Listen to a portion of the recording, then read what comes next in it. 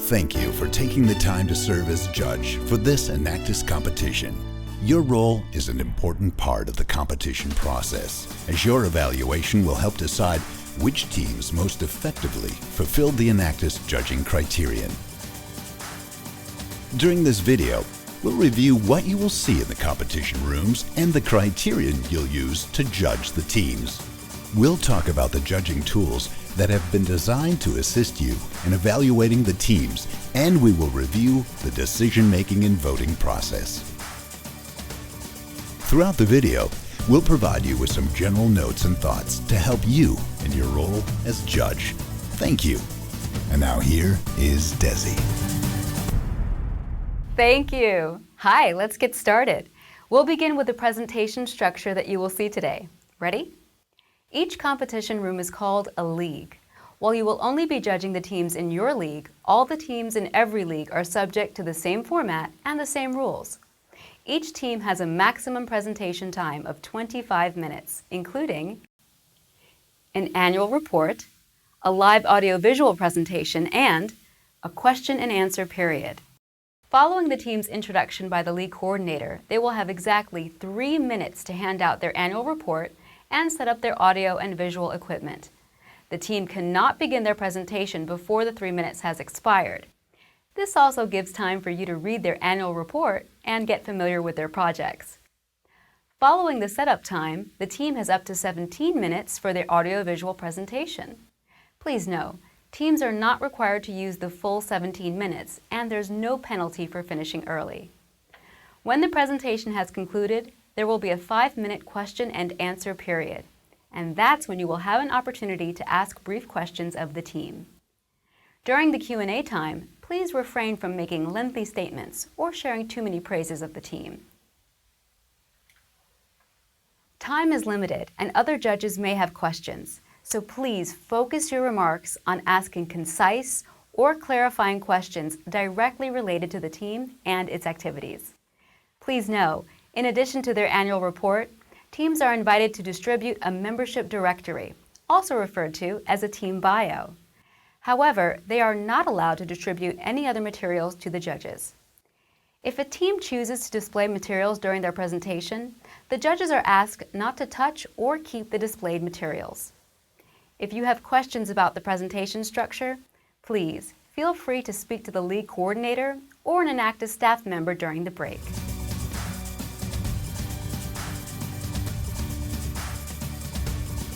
Every Enactus team worldwide works within the framework of this same criterion, which reads, which Enactus team most effectively used entrepreneurial action to empower people to improve their livelihoods in an economically, socially, and environmentally sustainable way? This criterion is the sole basis upon which you will evaluate the teams. While it is a single sentence, we have segmented the criterion into 3 parts to make it easier to understand. The first part speaks to entrepreneurial action. This element speaks to the approach that Enactus teams take in carrying out their projects.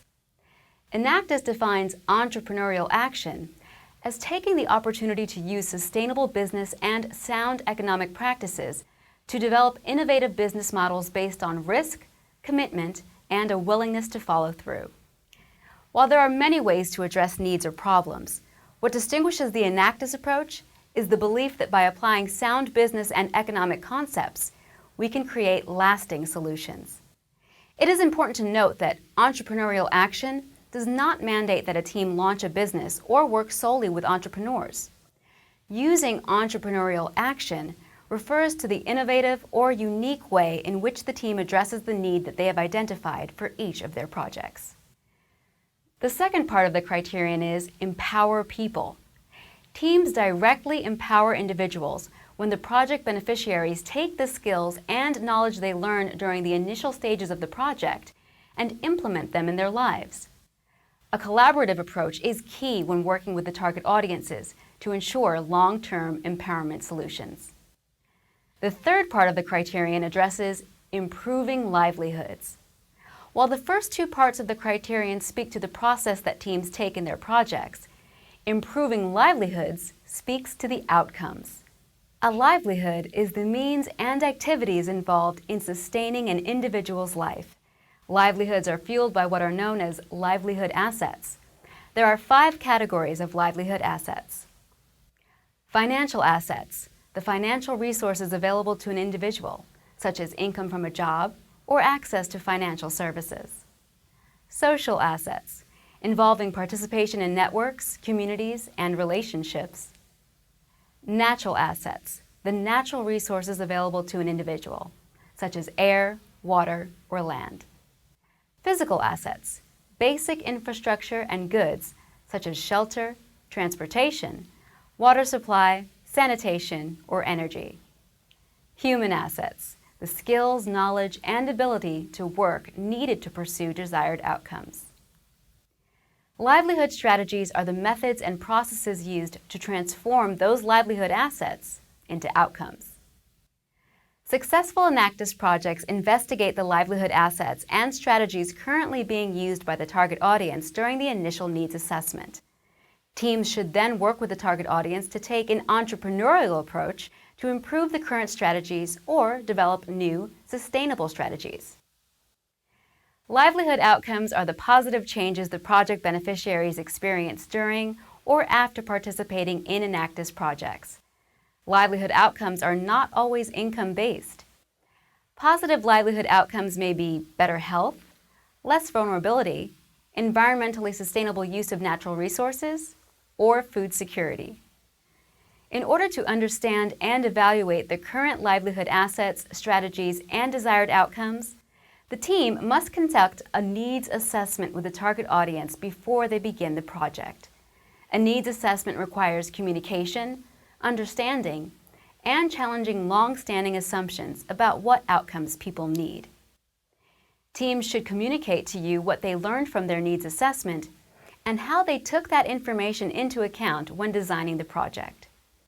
It is also the responsibility of the team to explain to you the tools they used to assess improved livelihoods for the target audience. During the needs assessment, teams should identify and benchmark the asset categories addressed by the project. This helps the team determine key output and outcome metrics for their projects.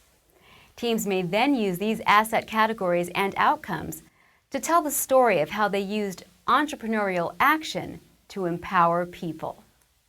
It is not mandated that every one of their projects address all of the asset categories. It is also not mandated that each team do projects to address each asset category individually. Instead, the categories are a means of looking holistically at the outcomes of the project. Definitions and a list of the livelihood assets can be found in your Judge Handbook. The final section of the judging criterion is economically, socially, and environmentally sustainable. This is in reference to the triple bottom line concept, also known as people, profit, and planet, and is meant to illustrate that for a project or initiative to be truly effective and sustainable, it must make sense economically as well as socially and environmentally. When presenting to you, the team should show that they considered these 3 factors for each project and that no negative impact occurred in any of these areas.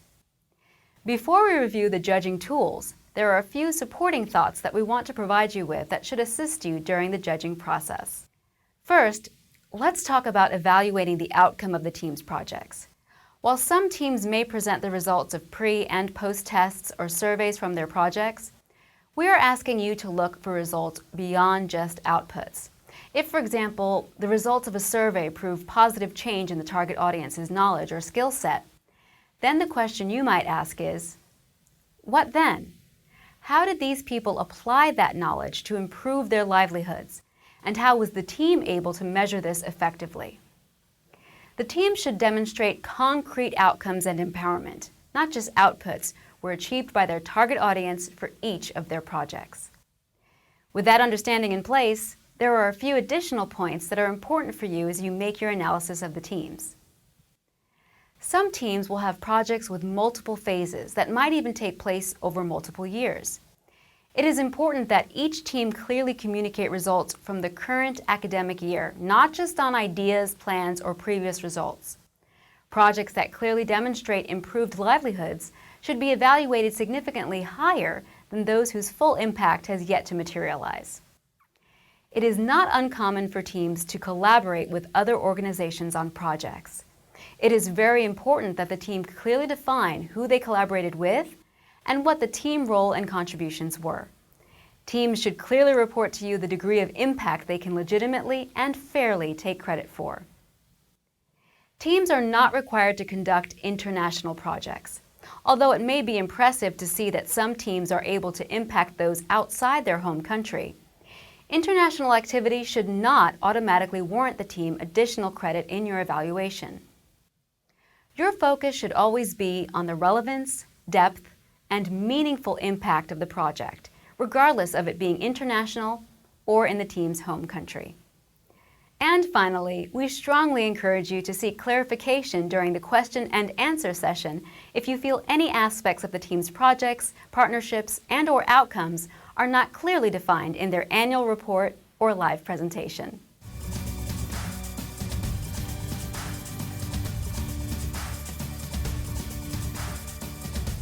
The Judge's Handbook is designed to help you through the evaluation process of each team. Within the document, you will find information on the competition process, the Enactus judging criterion and definitions, individual team evaluation forms, and a cumulative evaluation form. Let's focus in depth on the individual team evaluation and cumulative evaluation forms that you will use in your evaluation and scoring of the teams. The individual team evaluation form is separated into 3 sections: seeing opportunity, taking action, and enabling progress. For each section and the elements within them, the form provides a scale for you to evaluate the success of the team in achieving the particular item. For example, for the first section, seeing opportunity, under this section you will rate the team on their effectiveness in conducting a thorough needs assessment with the target audience. Using the scale of insufficient to excellent, you will evaluate how you felt the team addressed this through their annual report and/or live presentation. As you can see, the form provides you space to give the team valuable insights or suggestions related to their projects and activities. There is also an optional section where you may give constructive feedback on the team's ability to communicate results through their annual report and audio-visual presentation. We strongly encourage you to provide as much feedback as possible through these individual team evaluation forms. Okay, let's take a look at the cumulative evaluation form. Before the first team presents in your league, please take a few minutes to write in the names of each of the teams at the top of this form, in the order that they will present. Also at the top of the form is an overall assessment legend, which you will use as a basis for final marks and rankings. After each team presents, you will take a look at what you recorded at the individual team evaluation form for each item and give the team an appropriate mark on the cumulative evaluation forms. For example, for Team ABC, if your assessment of conducting a thorough needs assessment with the target audience was that the team did excellent, then you would enter an E in the relevant box for Team ABC. The cumulative evaluation form, which we just reviewed, will serve as your guide to ranking the teams at the conclusion of the competition day. After the final presentation, you'll finish completing the form and then use this information to give each team a ranking, with 1 being your first choice. It is essential that each team receive a different ranking, as no ties are allowed. Once all judges have completed their cumulative evaluation forms and ranked the teams, your league coordinator or a member of the Enactus staff will guide you through the final stage of the voting process to pick an overall winner from your league. It is very important that judges, league coordinators, and Enactus staff members not engage in conversation about the results before or during the voting process. The ranking of teams is an individual decision made by each judge. Please note that the results from the league must remain confidential until they are announced at the awards ceremony.